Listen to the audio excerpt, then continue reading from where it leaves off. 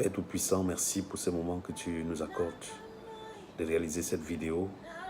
Je prie, Seigneur, que tu nous assistes pendant cette vidéo, que tu bénisses tous ceux et celles qui vont suivre cette vidéo, que tu communiques ta parole qui continue à sauver des vies, qui continue à guérir des cœurs, qui continue à restaurer les âmes, qui continue à ouvrir les portes du ciel à ceux qui ouvrent le cœur à cette parole. Merci, Seigneur, au nom de Jésus. Amen.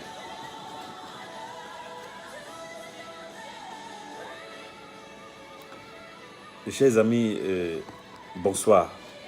C'est pour moi un réel plaisir de revenir dans cette petite vidéo que je vais encore réaliser pour faire suite à la première série de vidéos que j'ai réalisées dernièrement au sujet des faux prophètes, des vrais, comment discerner les vrais serviteurs de Dieu, des faux serviteurs de Dieu qui inondent le monde actuellement. Donc, nous allons immédiatement lire le passage qui sous-tend notre thème depuis que nous avons commencé dans Matthieu chapitre 7, du verset 15 au verset 16. Nous lisons. Gardez-vous des faux prophètes. Ils viennent à vous en vêtements de brebis, mais au-dedans ce sont des loups ravisseurs. Vous les reconnaîtrez à leurs fruits. Cueille-t-on des raisins sur des épines ou des figues sur des chardons? Amen. Ça c'est Matthieu chapitre 7, du verset 15 au verset 16. Et dans ce passage, c'est le Seigneur Jésus lui-même qui s'adressant à ses disciples, les met en garde contre les imposteurs, contre les faux prophètes, les faux pasteurs, les faux prêtres, les faux serviteurs de Dieu en général. Il dit qu'ils vont se présenter comme avec des vêtements de brebis. Ils auront toute l'apparence des vrais serviteurs de Dieu, mais au-dedans, ce sont des loups ravisseurs. Vous savez, des loups sont toujours des éléments très dangereux pour des brebis. Et Dieu a toujours comparé son peuple à des brebis et comparé l'ennemi au loup. Le loup qui ne vient que pour détruire, pour égorger. Et ici, donc, le Seigneur met en garde ses disciples contre ces loups qui rôdent en vêtements de brebis, cherchant qui dévorer. Voilà. Il dit au verset 16 que vous les reconnaîtrez à leurs fruits. C'est-à-dire que pour reconnaître les faux serviteurs de Dieu, c'est très simple. On n'a qu'à regarder à leurs fruits. Et dans la première partie de ma vidéo, j'ai donné quelques indices d'un vrai serviteur de Dieu parce que nous avons décidé de résoudre ce problème par l'absurde. Nous allons donner les caractéristiques d'un serviteur de Dieu authentique. Et à partir de ces caractéristiques, nous allons immédiatement avoir des éléments pour discerner et reconnaître les faux serviteurs de Dieu. Nous avons, dans la première vidéo, nous avons dit que nous traiterons le sujet en 6 points. Les 6 points qui caractérisent les vrais serviteurs de Dieu. Le premier point, c'est qu'un serviteur de Dieu doit être avant tout un enfant de Dieu né de nouveau. Il doit être quelqu'un qui a rencontré le Seigneur Jésus et l'a reçu comme son Seigneur et son Sauveur personnel. Et qui a été enseigné dans les bases de la foi chrétienne. Alors, le deuxième point, ça doit être un vrai serviteur de Dieu doit être quelqu'un qui craint Dieu, qui se détourne du mal. Un homme qui craint Dieu et qui se détourne du mal. Exactement comme Job en son temps, bien que son époque, les gens étaient corrompus et tournaient leur cœur vers le mal. Dieu a trouvé Job comme un homme intègre et craignant Dieu et se détournant du mal. Ainsi, Dieu l'a appelé son serviteur. Le troisième indice, c'est qu'un vrai serviteur de Dieu doit prêcher la parole de Dieu, la saine doctrine. Et le quatrième point, c'est qu'un serviteur de Dieu doit être quelqu'un qui a une relation personnelle et profonde avec Dieu. Le cinquième point, c'est qu'un vrai serviteur de Dieu doit être quelqu'un qui est rempli d'un cœur d'amour, tout comme le Seigneur a aimé le monde au point de donner son Fils, afin que quiconque croit en lui ne périsse point, mais qu'il ait la vie éternelle. Donc un vrai serviteur de Dieu doit être la continuité de l'amour de Dieu envers les hommes qu'il est appelé à diriger. Donc si vous voyez quelqu'un qui se dit serviteur de Dieu et qui n'est pas rempli de ce cœur d'amour, mettez un point d'interrogation sur son authenticité. Et le tout dernier point, ce serait Un vrai serviteur de Dieu doit être une personne qui, en permanence, est portée par la pensée de l'éternité, qui sait que ce monde-ci va passer, que bientôt, toute chose va disparaître et nous serons appelés au jugement. Voilà. Dans ma première vidéo, nous avons traité les premiers points. C'est-à-dire qu'un vrai serviteur de Dieu est un homme, est enfant de Dieu né de nouveau, est un homme qui craint Dieu et qui se détourne du mal. Donc aujourd'hui, nous allons voir les deux prochains points. C'est-à-dire qu'un serviteur de Dieu authentique, c'est quelqu'un qui prêche la bonne parole de Dieu et qui a une relation personnelle et profonde avec Dieu.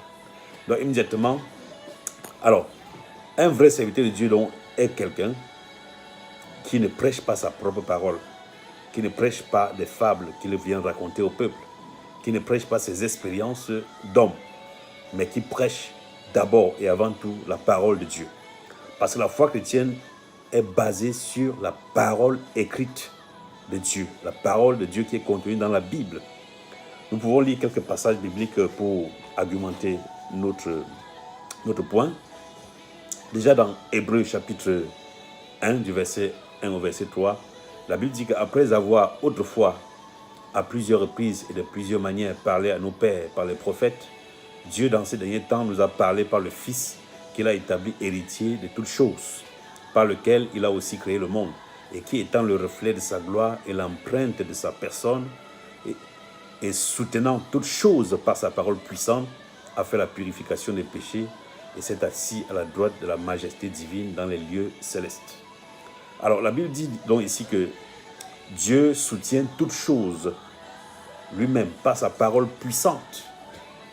Donc la foi chrétienne, la prédication d'un serviteur de Dieu authentique doit être basée sur la parole puissante de Dieu. Parce que dans Jean chapitre 1, nous voyons que la Bible dit qu'au commencement était la parole. La parole était Dieu lui-même. Et Dieu a fait toutes choses avec la parole. Et la parole s'est faite chair et est venue dans le monde. Là, il s'agit du Seigneur Jésus. Donc, vous voyez, la Bible appelle notre Seigneur lui-même, qui est l'auteur et le consommateur de notre foi, la parole. Il est venu dans le monde afin que ceux qui l'ont accepté, ça c'est Jean chapitre 1, verset 12, à tous ceux qui l'ont reçu, à ceux qui l'ont accepté, elle leur a donné le pouvoir de devenir enfants de Dieu. Donc c'est la parole qui a la puissance de faire d'un être humain un enfant de Dieu. C'est la parole prêchée, la parole biblique qui peut faire d'un serviteur de Dieu, qui peut faire d'un homme un serviteur de Dieu, parce qu'il aura été d'abord un enfant de Dieu, transformé comme tel par la parole vivante de Dieu. Voilà. Et l'apôtre Paul, conseillant le jeune serviteur Timothée, dit « Mais les hommes méchants et imposteurs avanceront toujours plus dans le mal, égarant les autres et égarés eux-mêmes. Toi, demeure dans les choses que tu as apprises et reconnues certaines, sachant que tu les as apprises dès ton enfance, tu connais les saintes lettres qui peuvent te rendre sage à salut par la foi en Jésus-Christ. Toute écriture est inspirée de Dieu, utile pour enseigner, pour convaincre, pour corriger, pour instruire dans la justice, afin que l'homme de Dieu soit accompli et propre à toute bonne œuvre. Nous lisons là dans 2 Timothée chapitre 3, du verset 13 au verset 17. L'apôtre Paul dit ceci, conseillant le jeune Timothée à demeurer dans les choses qu'il a apprises dès son enfance. Qu'est-ce qu'il a appris dès ses enfances? Qu'est-ce qu'il a appris dès son enfance? Il a appris la parole de Dieu, les saintes écritures. Timothée a été éduqué dans la parole de Dieu et l'apôtre Paul le conseille de demeurer dans cette parole puissante de Dieu, sachant que cette parole, toute écriture est inspirée de Dieu. La Bible est inspirée de Dieu, utile pour enseigner, pour convaincre, pour corriger, pour instruire dans la justice. Pourquoi? Afin que l'homme de Dieu soit accompli et propre à toute bonne œuvre. Bien-aimés, nous comprenons par ce passage qu'un vrai serviteur de Dieu est celui qui est vexé dans les Écritures, qui puise sa force dans la parole puissante de Dieu, qui puise ses arguments, ses ressources dans la parole de Dieu, qu'il puise sa croyance dans cette parole. Parce que la Bible dit même que la foi vient de ce qu'on entend, et ce qu'on entend vient de la parole. Donc si quelqu'un vient vers vous avec des arguments qui n'ont rien à voir avec la parole, il faut remettre cet homme en question. Parce que Dieu ne parle aux hommes qu'à travers sa parole. Même si Dieu parle autrement, cette autre façon de parler doit être confirmée par sa parole écrite. Parce que Dieu ne se contredit pas. Comme nous avons vu dans Hébreu, Dieu a placé sa parole au-dessus de tout et soutenant toutes choses par sa parole écrite.